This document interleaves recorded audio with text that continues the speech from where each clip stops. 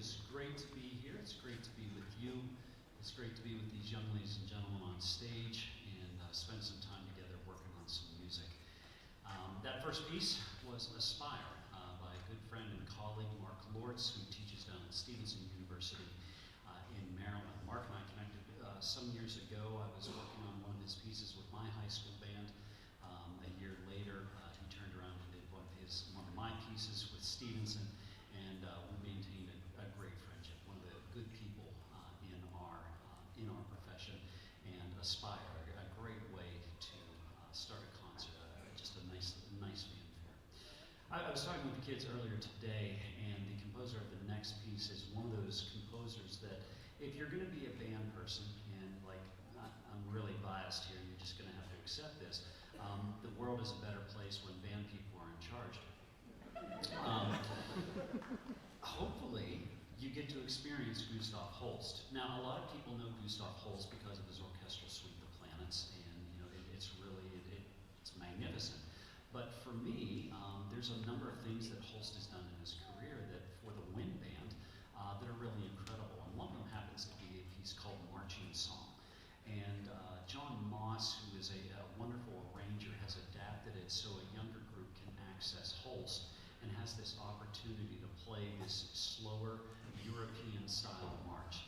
And there's got a lot of really great moments in here, and the students have worked really hard. I appreciate everything that they did, because it's maybe, we talked about different marches, and someone brought up Washington Post. I'm like, yeah, I mean that's a good one. Like, we all know Sousa, but most of our American marches, they run it pretty traditionally. They run it at 120, and this one beats a minute. And this one's really needs to breathe a little bit about 108 and 104, and it doesn't seem like it makes that big of a difference, but it truly does.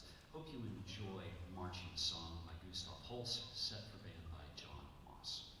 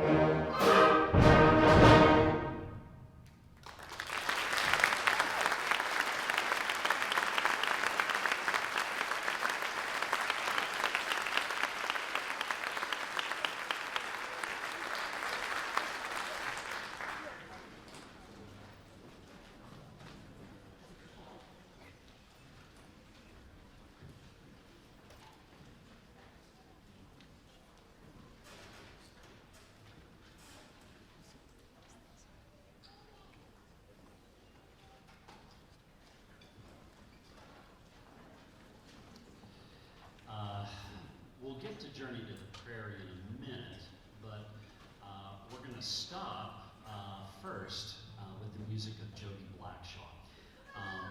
Jody and I were both recognized in the second annual Frank DeKelly Composition Contest, and it was the first I had got to know her and meet her, and she is the prominent voice in wind band music in all of Australia. She's an incredibly creative and gifted writer, and so imaginative, and she has been so gracious to me.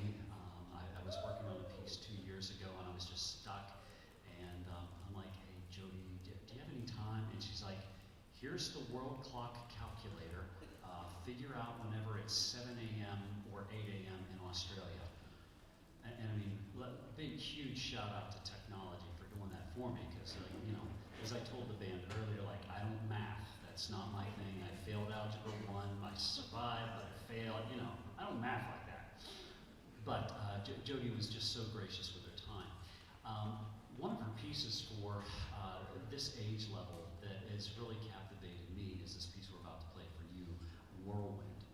And in it, the students have to create a soundscape.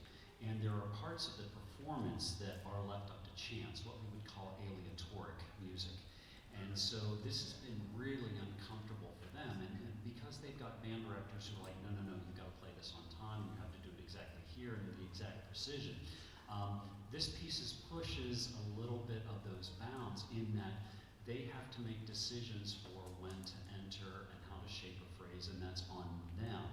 And all I have to do is cues. The middle part of it, yes, is actually in time, but the outer sections here are very imaginative, and so we just have to let the music happen. And how it happens every time is going to be slightly different, which is one of the characteristics of aleatoric music, but it's also one of the challenges of live music.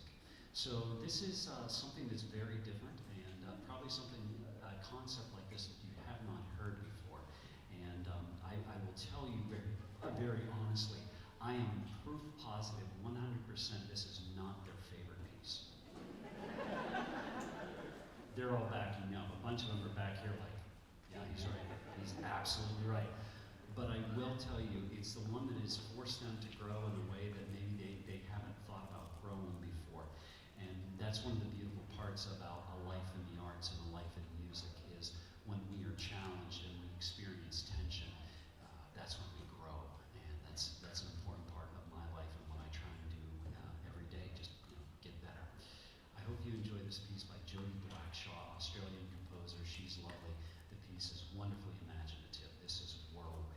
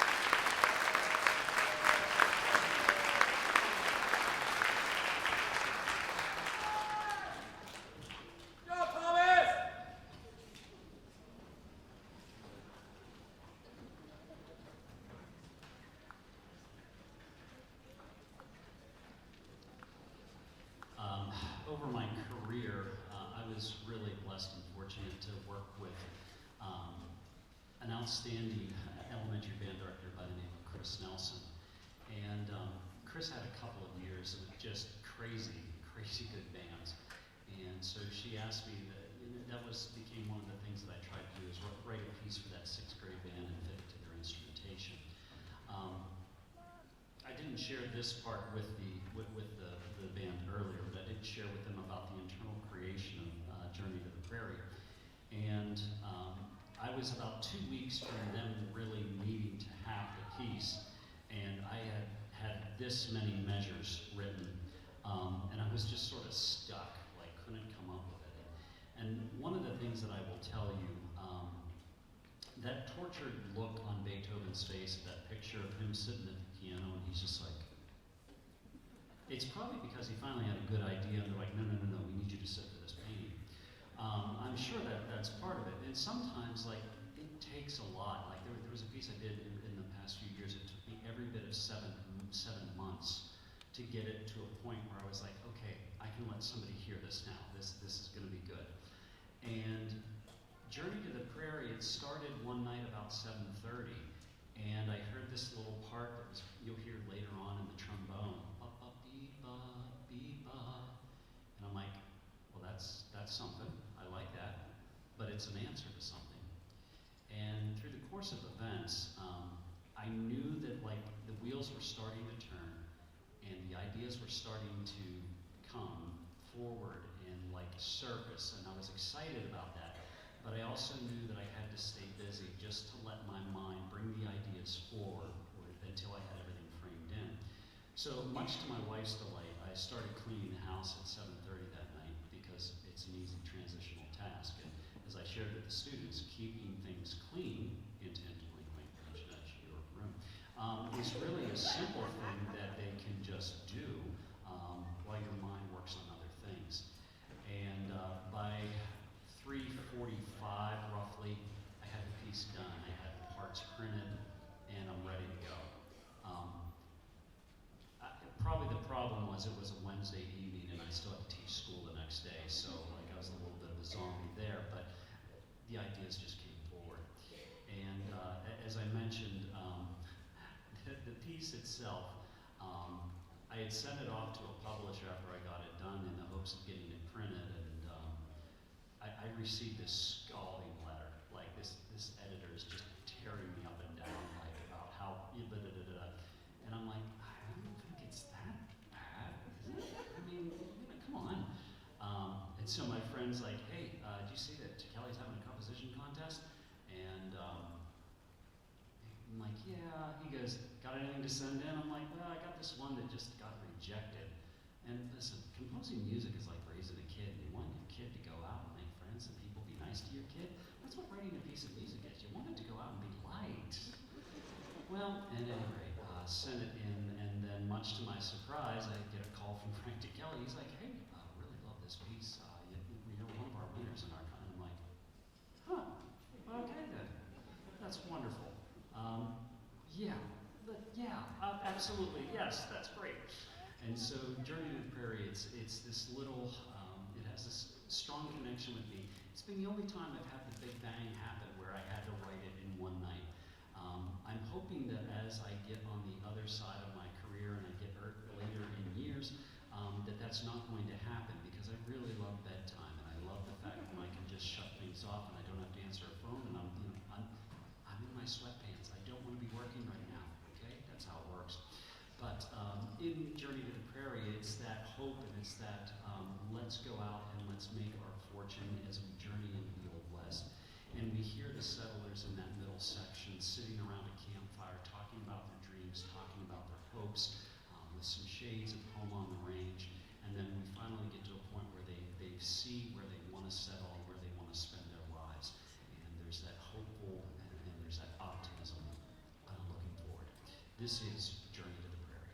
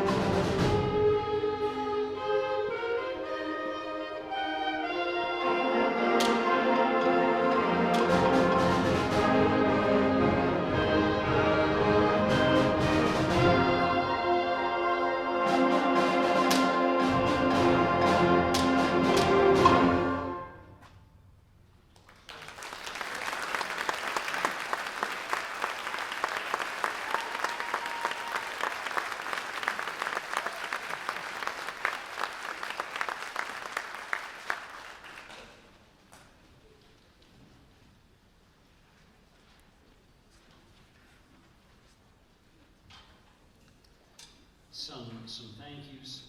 First of all, to the fine ladies and gentlemen that are sitting behind me. Thank you for spending the day, and thank you for giving each other your music, and thank you for giving each other your best effort. You're representing your schools and your directors, your families and your communities really well. And hang your hat on that, because that's something people just can't take away from you. It's been a real honor and a pleasure to be with all of you. Parents, thank you so much for some great kids. Listen, I am I shared with them, I'm a educator, I'm a conductor, I'm a clinician, I'm a composer, and I'm always going to be an advocate for music education. And I happen to be a parental advocate. Just last week, I got to see my third daughter make her third straight trip to the All-State Festival. She did All-State Orchestra, then did choir, and then did band. My oldest is pursuing a master's right now at the University of North Texas in clarinet performance. My second is a music education major at Messiah University. My son is active. He does trombone in any band that he can. But listen, I get what it takes to be a parent of a music kid. I have $27,000 worth of instruments on a personal items policy from State Farm. I get it. And you go, and like you have that trek, you have that voyage in your life where you go to the first concert and you think that was the song about the hot cross buns. You're not quite sure, but you think it was. And then you start to hear them develop, and you start to hear them grow, and you start to hear moments like these. And I'm sure a lot of you are going to be going to spring concerts in just a few short weeks, or maybe days, or maybe you've already heard it. And you hear the result of what happens whenever your son, your daughter, is held accountable to a higher standard, and they are put in the best possible position for success in what they can do and how they find their people, and band becomes a place that feels like family and it feels like home. And I told them the hill that I'm going to die on professionally is for music education, because if you would tell me that there's this group of people that get together and each and every day they encourage each other and they focus on what unites them and they work towards a common goal, all in service to their school, so they make their director, they make their families proud, I'd be like, that sounds like an amazing community, because that's what community is supposed to be. I talk to them about, like, listen, if everybody does a little bit, it makes a big difference. That's what community is supposed to be. There's going to be tension in life, and that's where you grow, but that's where your community helps you and they pick you up. And these are all things that have nothing to do with a whole note getting 4, or with a B-flat concert scale only having 2 flats if you're a concert instrument. But those things are as essential. The bonus is we get to enjoy this oral art form, and we get to enjoy kids doing this. And I can't express this enough. If you heard something you didn't like tonight, let me know. You can stalk me on social media, get in line, it's good. I'm thick-headed and thick-skinned, so if you come at me, I'm gonna be like, it's okay, it really is. But listen, if you heard something that made you really proud of your kid, and proud of what your kid's band can do, you've got to do a couple things for me. That's a lie, like 4 things. Number 1, you have got to let your kid know. Number 2, you've got to let your director know how much they value, because listen, they have done all the heavy lifting today. I've made some suggestions, I've tried to coordinate time, but it's really about what they're able to do. So make sure you tell them, and make sure you tell your kid's director how valuable this experience is. And don't stop there. Make sure you tell your building administration and your school board members. Let them know just how valuable music is, and it's got to be fully supported. And we've got to make sure that we get behind that. Because a test score in a newspaper that says our school is doing well, no, absolutely not.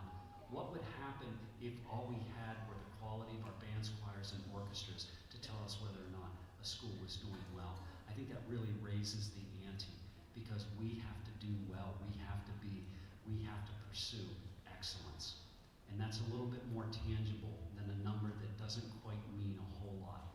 Again, this coming from the guy who failed Algebra 1 in the 8th grade. I get it, math not being my thing, but I'm pretty sure I'm going to stand on the side of these people making beautiful art and doing it.